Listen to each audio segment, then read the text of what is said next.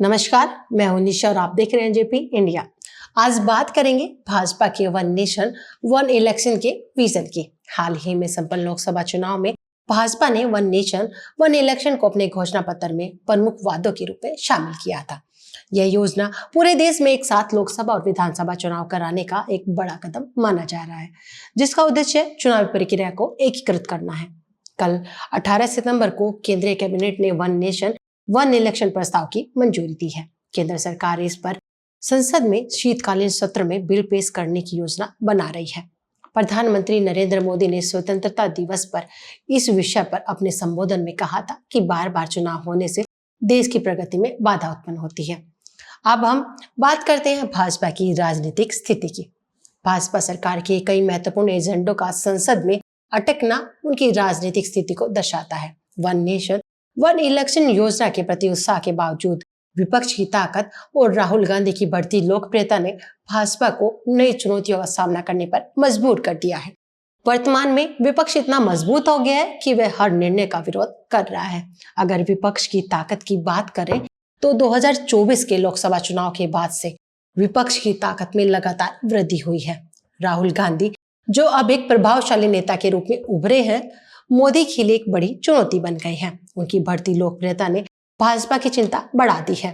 विपक्ष की ताकत को सोशल मीडिया बिल पर लिए यू टर्न से भी समझा जा सकता है। सोशल मीडिया बिल, जिसे भाजपा ने बड़े जोश के साथ पेश किया था, का उद्देश्य फेक न्यूज और आपत्तिजनक सामग्री पर रोक लगाना था, लेकिन इसके विरोध के चलते भाजपा को इस मुद्दे पर पीछे हटना पड़ा।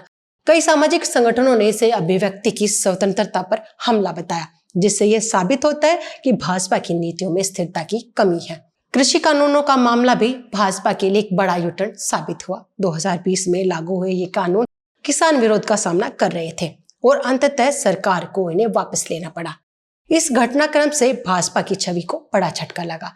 इसी तरह अग्निपथ योजना भी भाजपा के लिए एक चुनौती बन गई है। इस योजना का उद्देश्य युवाओं को सेना में सीमित समय के लिए शामिल करना था, लेकिन इसे बेरोजगारी का अस्थायी समाधान मानकर इसका विरोध किया गया। इसके खिलाफ इतनी बड़ी प्रतिक्रिया हुई कि सरकार को कई संशोधन करने पड़े। इसी परिप्रेक्ष्य में अब हम वन नेशन वन इलेक्शन की संभावित कठिनाइयां देखते हैं। वन नेशन वन इलेक्शन योजना को लागू करने के लिए संविधान में बड़े बदलाव की आवश्यकता होगी। वर्तमान में विपक्ष इतना मजबूत हो चुका है कि किसी भी बड़े मुद्दे पर सहमति बनाना मुश्किल हो गया है।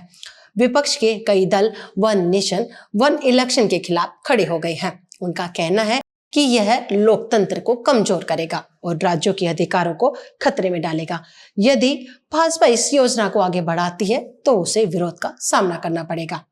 दूसरी बात, राहुल गांधी अब एक मजबूत नेता के रूप में उभर चुके हैं।